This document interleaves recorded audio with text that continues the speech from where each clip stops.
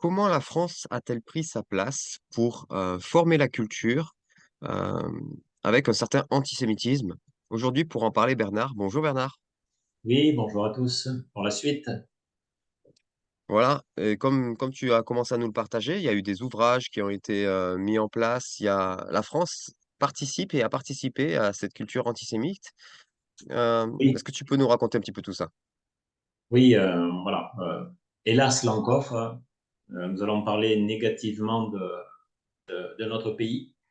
Je veux redire une fois de plus que c'est pas pour, voilà, pas pour le plaisir, pas pour se taper la tête contre les murs, mais pour ouvrir grand les yeux sur ce qui s'est passé. Et oui, nous avons une responsabilité. Je crois qu'en tant que peuple de Dieu, notre responsabilité nous pousse à voilà, des actions de repentance et de prière. Mmh. Alors, comme je l'ai déjà dit dans la dernière séquence, ben, c'est pas les nazis qui ont inventé l'étoile jaune. Ben, Saint-Louis, le roi Saint-Louis, euh, voilà, il voulait faire de la France une grande nation chrétienne, hein. Voilà, c'est à lui qui est rattaché aussi à la notion de fille aînée de l'Église. Donc c'est lui qui a imposé quand même le port de, bah, c'est pas une étoile, enfin, comme ça y ressemble, comme ça y ressemble. Donc, pour les hommes, c'est un cercle d'étoffe jaune, couleur de l'or. Alors, certains demandent pourquoi l'or, parce que c'est le symbole alors, de l'argent, pas la couleur argent ou le métal argent, mais de l'argent, la monnaie, l'or, la richesse. Et dans la France catholique d'alors, être riche, c'était un péché. C'était Mmh. perçu comme ça. Donc, les chrétiens ne pouvaient pas emprunter entre eux. Donc, ils ont emprunté de l'argent aux hommes du péché. Et les hommes du péché, c'était les Juifs. C'est pour cela qu'ils sont devenus des financiers, voilà, et des trésoriers, des banquiers. On allait chez les pêcheurs, donc on ne se salissait pas soi-même en pratiquant avec l'argent. C'était, hélas, je mets les guillemets pour moi-même, les sales juifs. Hein. Les Mmh. guillemets, c'est pour moi, mais ils étaient perçus comme tels, qui pouvaient tripoter l'argent. Ils étaient déjà souillés. Donc, ayant conscience de ça, et nous avons pris une large place dans, voilà, dans la répercussion de cette notion. Le juif, c'est l'argent. Mmh. C'est celui qui se crispe sur l'argent. C'est l'histoire qui a fabriqué ça. Même si, par ailleurs, nous le savons, le Seigneur bénit souvent les Juifs de différentes manières, y compris dans l'argent. Voilà, donc c'est le même, on l'a dit la dernière fois, c'est le même Saint-Louis qui fera le procès au Talmud et qui fera brûler les Talmuds et qui interdira euh, donc les réunions. Je vais m'arrêter sur un autre mot qui vient en France. Au XVe siècle, on s'est mis à appeler sabbat. Alors on disait sabbat, Shabbat, Shabbat, donc, ça dépend de la culture et des personnes. Alors, je vais utiliser le mot sabbat. Les Juifs respectaient le sabbat, le dimanche, nous on dit Shabbat, quand on connaît mieux la parole et l'hébreu, sans être un spécialiste d'ailleurs. Mais au XVe siècle, on s'est mis à appeler sabbat les assemblées nocturnes de sorcières. Les assemblées nocturnes de sorcières qui font leur Mmh. sabbat. Elles donnaient, voilà, leur réunion donnait lieu à des banquets, des cérémonies païennes, des sacrifices et des orgies. Mmh. Les orgies, oui. C'était vraiment très, très ténébreux. Au passage, le sabbat n'avait pas des sorcières n'avait pas particulièrement lieu le samedi, mais plutôt la veille des fêtes chrétiennes. Alors, souvent, ça tombe le samedi, bien sûr, les fêtes chrétiennes. Voilà, il semble même, dans la tradition la plus ancienne, que c'est plutôt lieu dans la nuit du jeudi au vendredi. Enfin, c'est pour dire, hein, à partir du 15e, sabbat, qui est quand même essentiel pour un juif, pour le peuple juif. Le sabbat, c'est le jour de Dieu, quoi. Mmh. Est connoté sorcellerie. Mmh. Vous voyez un peu le travail qui se fait dans la pensée, comme ça, dans le vocabulaire. Voilà. Ce qui fait qu'aujourd'hui, ou en tous les cas, moins aujourd'hui peut-être, mais pendant longtemps, quand on disait sabbat dans le peuple, on pensait sorcière. Donc, si les juifs parlent sabbat, ce sont des sorciers. On a la même chose avec le mot Kabbale. Alors, le mot Kabbale, c'est la Kabbalah en hébreu, ça signifie la tradition, dans un de ses sens. Aujourd'hui, il nomme un courant à l'intérieur du judaïsme. C'est pas pour s'arrêter sur ce qu'est la Kabbale aujourd'hui dans le judaïsme. Mais dans la seconde moitié du XVIIe siècle, le mot Kabbale se répand dans les milieux politiques pour signifier un complot. Mmh. Donc, ce qui est un aspect de la culture juive important, leur culture à eux, hein, qui n'est pas marqué encore de choses plus ou moins bizarres. On peut l'interpréter aujourd'hui dans la Kabbale juive. Enfin, chacun ses mots. Hein, il y a des rabbins kabbalistes, etc. Ça devient complot. Donc, est-ce que vous voyez avec ce mot monter l'idée du complot juif? Eh bien, ça arrive avec la suite des événements. Je suis obligé de parler. Alors, il y a des noms que je ne prononcerai pas, que je pourrais prononcer, des noms de personnes.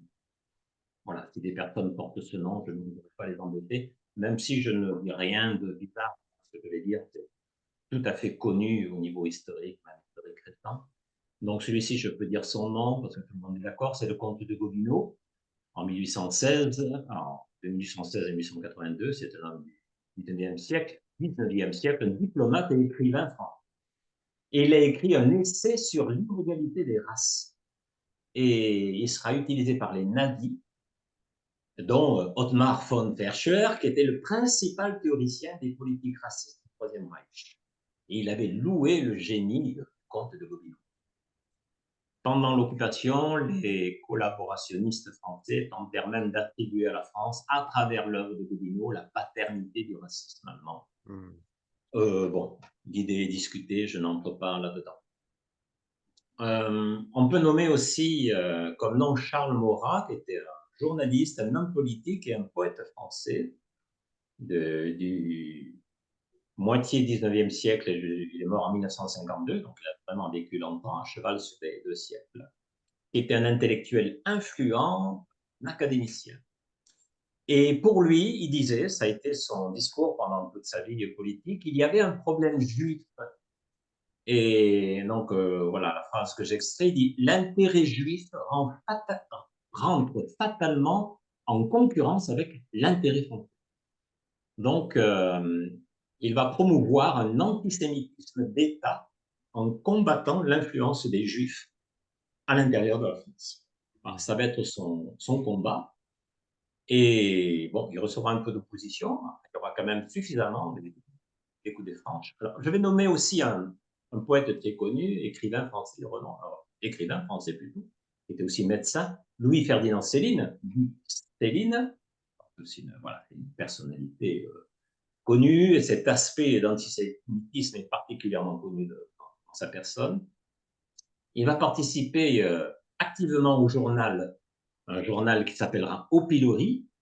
Alors, vous entendez Au Pilori, les Juifs mettent les Juifs au pilori, hein, vous comprenez. Le journal s'appelait Au Pilori, qui était une virulente publication antisémite financée par les nazis. Il sera un des rédacteurs principaux. Il se nommait lui-même, donc Céline quand même. Oui, Céline, bon, je ne dis pas qu'il ne faut pas, mais enfin, il est enseigné à l'école et en fac. Et on cherche même à le réhabiliter. Donc, je n'entre pas dans ce débat, mais il se nommait lui-même comme l'ennemi numéro un des Juifs. Ennemi Mmh. numéro un des Juifs. Voilà, un grand homme de lettres, France. Alors ensuite, je vais taire le nom de ce personnage, qui était un éditeur de presse et qui a fondé un groupe de presse qui a porté son nom, qui a visité tout le spectre de la vie politique française, de l'extrême, enfin, de la gauche-gauche à la droite-droite. Donc, il n'est pas une couleur très bien définie, mais il était député français et député européen. Et il a fondé en 1940 le Jeune Front, c'est-à-dire un groupuscule pro-nazi, dont la principale activité était de distribuer le journal Au Pilori. Mmh. Et les membres de ce groupe se sont livrés à des violences contre les commerçants de confession juive près de leur quartier général. Alors cet homme sera condamné en 1947, c'est-à-dire, pas en 1945.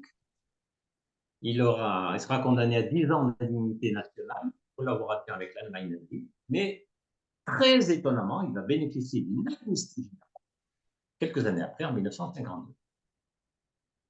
Voilà, donc il y aurait bien d'autres noms à dire. Je vais faire un petit retour sur un livre, j'ai envie de dire un livre qui tue encore. Alors, petit retour en arrière, au 19e siècle, il y avait un homme qui s'appelait Maurice Joly, qui était avocat, journaliste, écrivain français. Il a écrit un livre, alors ça n'a rien à voir avec les Juifs, mais ça va partir de son livre. Son livre s'appelait Dialogue aux enfants, entre Machiavel et Montesquieu. Bon, un livre intéressant, qui vaut ce qu'il vaut, etc. Donc, entre deux hommes bien connus dans le milieu politique, Machiavel, Montesquieu, qui ont beaucoup écrit sur la politique et la gestion des États. Un livre intéressant, pourquoi pas. Or, il se trouve qu'un homme d'origine russe, mais qui se faisait appeler Mathieu en français, et qui a habité la France et qui a exercé son ministère, si je puis dire, à Paris, a rédigé un autre livre qui, lui, s'est appelé Les Protocoles des Sages de Sion. Il a rédigé ça en 1901. En fait, c'est un plagiat du Dialogue aux Enfers. C'est pas du tout un original, mais qu'a-t-il fait? Il a, chaque fois que Maurice Joly, dans le dialogue Machiavel et Montesquieu, utilisait le mot financier, tiens, vous voyez, tout à l'heure, je vous parlais des finances. Chaque fois qu'il parlait des mots financiers, et assez souvent il en parlait, lui, il a remplacé par les Juifs. Et c'est devenu le protocole des sages de Sion. Et donc, ça se présente comme un plan de conquête du monde établi par les Juifs. Voilà. Un programme élaboré par un conseil de sages juifs français, d'où le nom, afin d'anéantir la chrétienté et de dominer le monde. Alors, c'est absolument terrible parce que les gens ne vont pas voir le plagiat. Ils Mmh. vont voir le livre, le protocole des sages. Les premières traductions donc, françaises diffusion seront faites par un prêtre, Ernest Jouin, qui était un anti-Jouin, J-O-U-I-N, qui était un antisémite patenté dans la Revue internationale des sociétés secrètes, mais aussi par l'écrivain monarchiste Roger Lambelin. Vous pouvez trouver tout ça dans différentes références, mais aussi par un journaliste, avocat, écrivain français, antisémite, Urbain Goyer. Voilà. Lui, il avait édité sous le titre Les protocoles des sages d'Israël. Mmh. Aux États-Unis, au passage, c'est le très antisémite constructeur automobile Henry Ford qui va diffuser donc ce livre français, label français, hein, à travers son journal Dearborn Independent, puisqu'il était Dearborn. Et pour Ford, donc, les protocoles des sages de Sion sont un ouvrage trop terriblement vrai pour être une fiction. Voilà, je cite Ford, trop profond dans ta connaissance des rouages secrets de la vie pour être un fou.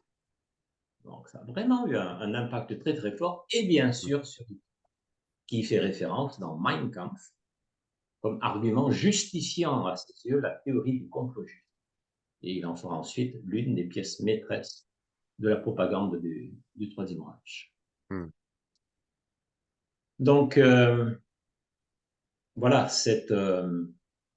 très, très en bref, comment notre pays, voilà, que nous aimons, a non seulement persécuté un peuple que nous aimons et que nous l'aimons pour différentes raisons, mais aussi parce que le Seigneur a mis dans notre cœur de l'aimer, euh, et comment il a propagé de différentes manières la haine du juif. Mmh. Euh, alors, je pourrais parler de bien des choses ici, mais on va peut-être s'arrêter là pour que vous saisissiez, en tous les cas, moi, c'est mon vœu, c'est ma prière, euh, combien ce que font les hommes n'est pas vain et combien l'histoire sème l'avenir aussi. Mmh. Voilà. J'espère que vous aurez compris que la Shoah n'est pas une sale et honteuse histoire qui est apparue sur fond d'un Hitler fanatique et diabolique, et c'était vrai, il était fanatique et diabolique dans les années 30, et avec l'obéissance d'un Pétain, de maréchal Pétain qui l'aurait séduit, mais ça relève plutôt d'un lent processus et qui s'est installé dans la vie de plusieurs pays, et en Mmh. particulier dans la vie de la France.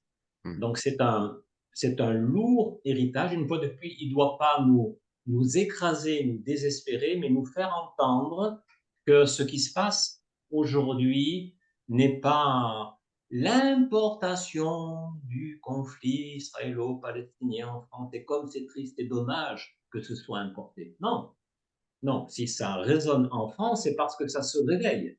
Si ça se réveille, c'est parce que c'était juste endormi, Mmh. mais endormi à peine. Ça existait à bas bruit. Et si ça existait, ben c'est que c'était là. Quoi. Je dis une sottise Ouais. au niveau du français, mais c'était là. Et c'était pas là d'hier, c'était là d'avant-hier, et comme on l'a vu dans la première séquence, depuis les premiers siècles de la France. Mmh. Donc tout cela vous inspire à, à méditer devant Dieu sur qu'est-ce qui est arrivé à mon pays, Seigneur, qu'est-ce qui lui arrive encore, et Mmh. comment est-ce que moi je peux me positionner, qu'est-ce que je peux entendre que tu me dis, qu'est-ce que tu me dis à Mmh. moi aujourd'hui, qui habite cette France, soit que je sois français de toujours, soit que tu m'aies mis dans ce pays. En tous les cas, je suis sur une terre, et cette terre n'est pas neutre. Cette Ouais. terre a une histoire riche, importante, par bien des aspects très belles, plein de belles choses, mais aussi plein d'horreurs. Et ce dont nous venons de parler en 3 séquences, ce sont les horreurs de la France. Oui. Voilà, Effectivement, soyez conduits, inspirés et bénis.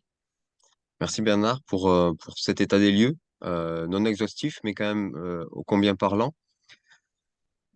Hem, Encore une fois, c'était pas simple, à écouter, à entendre jusqu'au bout, de voir, l'impact que notre pays a eu et a encore. Et pourtant, il y a toujours eu des gens pour nager à contre-courant. Il y a toujours eu des gens, pour briller, heu, là où c'est sombre. Et je me réjouis cette fois-ci de notre prochaine rencontre où tu pourras nous parler de ces Français qui ont Mmh, aimé, qui ont secouru les Juifs et mmh, qui ont, fait mentir cette réputation de Français antisémites et qui ont pu, qui peuvent être des modèles et puis aussi des occasions de se réjouir qu'un tableau, on doit le regarder, avec toutes ses facettes, les côtés sombres pour pouvoir, y travailler et puis aussi les côtés, inspirants pour pouvoir justement s'inspirer et être encouragé. Alors merci encore Bernard et puis à très vite pour une prochaine séquence. avec plaisir.